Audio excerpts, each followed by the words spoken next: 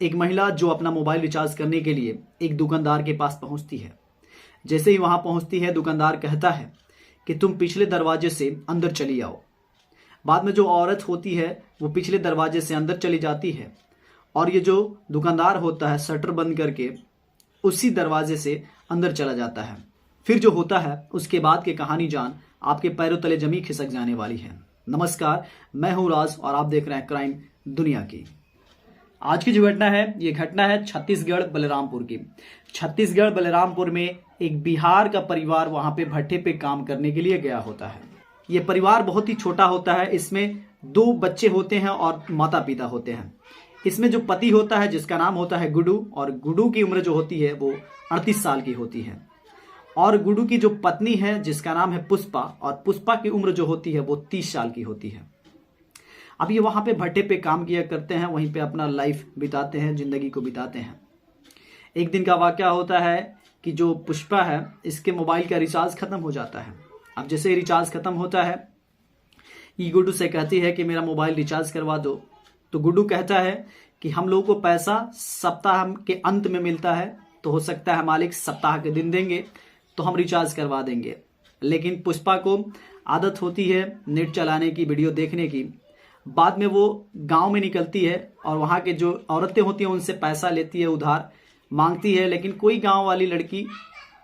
कोई गांव की औरत उसे पैसा नहीं देती है, क्योंकि ये छोटे कस्बे से थे। बाद में एक औरत पुष्पा को पैसा देती है और कहती है कि मुझे पैसा जल्दी लौटा देना। फिर पुष्पा पैसा को लेती है और फिर निकल जाती है मार्केट। वहां जाने के बाद एक दुकानदार के पास पहुंचती है और उस दुकानदार का नाम होता है ब्रिजेश। जब ये पुष्पा वहां पहुंचती है, मोबाइल रिचार्ज करवाती है। मोबाइल रिचार्ज करके घर पहुंच जाती है। लेकिन उसी रात कॉल आता है इसके मोबाइल पे, पुष्पा के मोबाइल पे कॉल आता है और ये फिर बोलती है कि हेलो, कौन बोल रहा है? तो उधर से आवाज आता है कि मैं ब्रिजेश बोल रहा हूं, जहां तुम रिचार्ज करवाई थी। ये जैसे ही बात सुनती है पुष्पा गुस्सा हो जाती है और कहती है कि तुम मेरे पास कॉल क्यों किए हो? फिर जो ब्रिजेश है वो कहता है कि मैं पता करने के लिए कॉल किया था कि जो रिचार्ज किया था ये आप ही पे हुआ है या किसी और पे हो गया है। इतना बात बताने के बाद जो पुष्पा है वो कहती है कि नहीं, मेरे पे ही रिचार्ज हुआ। जो पुष्पा है काफी गुस्सा होती है ब्रिजेश पर, कहती है कि रात को कॉल क्यों किए, रात को कॉल मत करना। अब इतना का वाकया होता है। बाद में वो ब्रिजेश फोन रख देता है। फोन रखने के बाद इधर जो पुष्पा है ये भी सो जाती है। दिन होता है, सवेरा होता है। फिर जैसे इन लोगों का रूटीन होता है, ये खाना बनाती है और फिर अपने पति को भट्टे पे भेज देती है और ये घर पे ही रह जाती है। दोस्तों, यहाँ पे जो पुष्पा थी इसकी सभी चीजें पूरी हो जा रही थी, सभी ख्वाहिशें पूरी हो जा रही थी। लेकिन एक ख्वाहिश थी जो कि था जिस्म की ख्वाहिश, वो पूरा नहीं हो पा रही थी। क्योंकि ये जब भी अपने पति से कुछ कहती संबंध बनाने को, अब जो गुड्डू है शरीर से थका हुआ रहता था, जब भी काम करके आता था ड्यूटी से, अपने वाइफ को टाइम नहीं दे पाता था, इसके साथ संबंध नहीं बना पाता था। और इस बात को लेकर पुष्पा काफी खफा रहती थी अपने पति से, गुड्डू से। फिर इसी तरह से 1 महीना का वक्त बीत जाता है, फिर से रिचार्ज खत्म हो जाता है। जब रिचार्ज मोबाइल का खत्म होता है तो पुष्पा अब की बार गुड्डू से ना कहकर वो डायरेक्ट चली आती है ब्रिजेश के पास। ब्रिजेश के पास आने के बाद कहती है कि मेरा मोबाइल रिचार्ज कर दो। ब्रिजेश भी देरी ना करते हुए उसका मोबाइल रिचार्ज करता है और रिचार्ज करने के बाद पुष्पा कहती है कि मेरे पास पैसा नहीं है, मैं पैसा बाद में दे दूंगी। ब्रिजेश भी कहता है ठीक है, चली जाओ। और यहीं से सिलसिला शुरू होता है ये दोनों में बात करने का। अब धीरे धीरे जो ब्रिजेश है और जो पुष्पा है आपस में बात करने लगते हैं। इनमें काफी करीबियां हो जाती हैं। अब इसी तरह से जब भी मोबाइल का रिचार्ज खत्म हो जाता है, जो पुष्पा है वो चली जाती है ब्रिजेश के पास और रिचार्ज करवा लेती है। 2-3-4 मंथ ऐसे ही जब रिचार्ज होता है तो गुड्डू भी कहता है कि क्या बात है, आजकल तुम मुझसे पैसा भी नहीं लेती, मोबाइल रिचार्ज भी नहीं करवाती, कैसे हो जाता है रिचार्ज? तो कहती है कि जो तुम पैसा देते हो उसी में से कुछ कुछ बचा के मैं रखी रहती हूँ और बाद में उसी से रिचार्ज करवा लेती हूँ। अब एक दिन का बात होता है कि ब्रिजेश अपने मन का बात रख देता है। वो कहता है कि पुष्पा, मैं तुमसे मिलना चाहता हूँ। अब पुष्पा कहती है कि तुम कैसे मिल सकते हो, रात में तो मेरे घर पे सब कोई होते हैं। तो पुष्पा कहता है कि एक काम करो, तुम मुझसे मिलने के लिए दिन में ही आ जाओ, दोपहर में आ जाओ।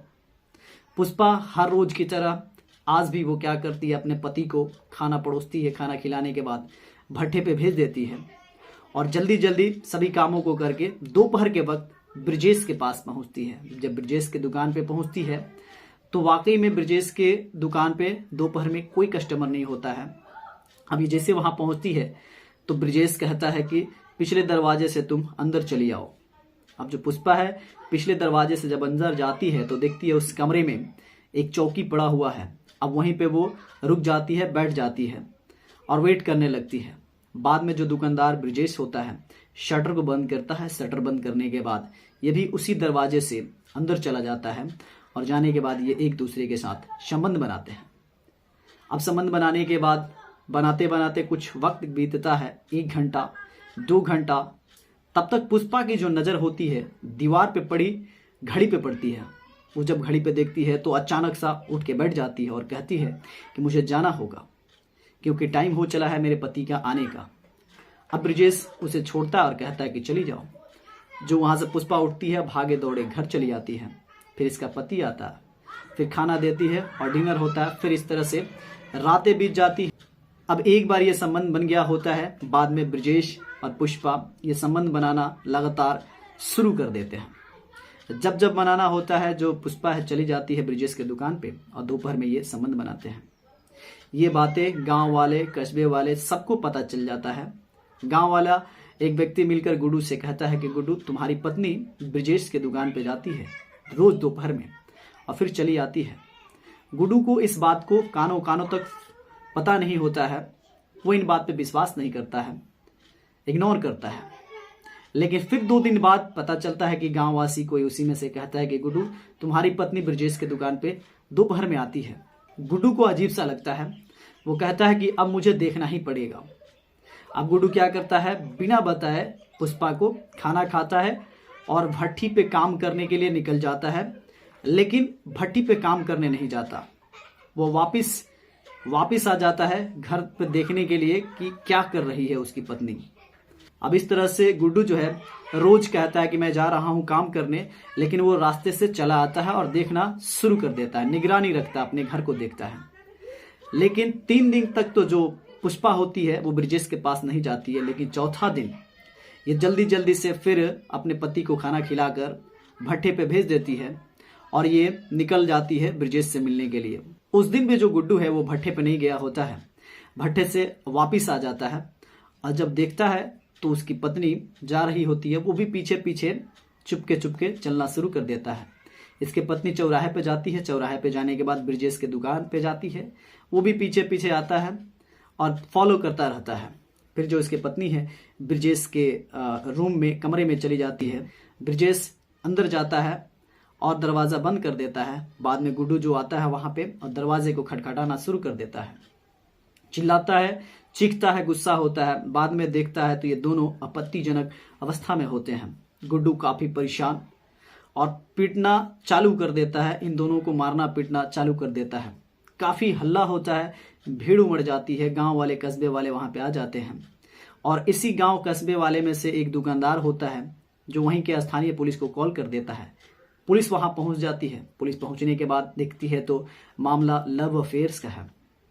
बाद में जो पुलिस है वो किसी तरह से मामला को शांत करती है और ये पुष्पा से पूछती है कि तुम क्या करना चाहती हो, तुम्हें अपने पति के साथ चले जाना चाहिए। ये कहती है कि मैं अपने पति के साथ नहीं जाऊंगी, मैं ब्रजेश के साथ ही रहूंगी। लेकिन किसी तरह गांववासी, ग्रामीण जो होते हैं वो मना लेते हैं पुष्पा को और कहते हैं कि तुम अपने पति के साथ चली जाओ। बाद में जो पुष्पा होती है अपने पति गुड्डू के साथ चली जाती है और ब्रजेश को वहीं पे मना के वहीं पे छोड़ दिया जाता है। बाद में जो गुड्डू है छत्तीसगढ़ से अपने पत्नी को लेकर अपने गांव बिहार चला आता है। तो दोस्तों, आप क्या कहना चाहोगे, यहाँ पे गलती किसकी थी? गलती पुष्पा की थी, ब्रजेश की थी, या वो जो व्यक्ति गुड्डू था उसकी थी? आपको जो भी कहना है आप कमेंट बॉक्स में जरूर बताएं। दोस्तों, इस कहानी को सुनाने का उद्देश्य आपको अवेयर करना है, जागरूक करना है। मिलते हैं नेक्स्ट वीडियो में, तब तक के लिए जय हिंद, जय भारत।